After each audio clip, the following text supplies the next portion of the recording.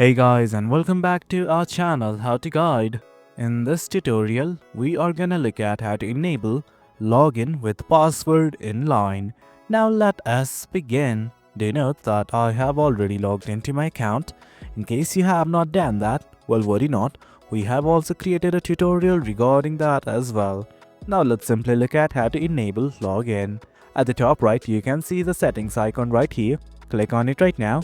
And guys, this is it. Once you do that, you will be redirected to this section.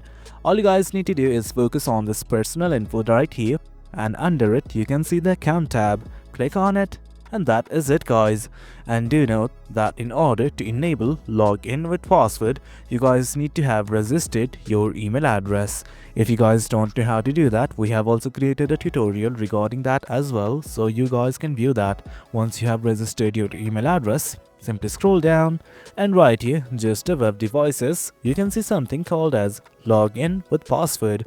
All you guys have to do is toggle on this button right here, and as such, you will have enabled login with password in line. Well guys, that is it. The process is quite easy.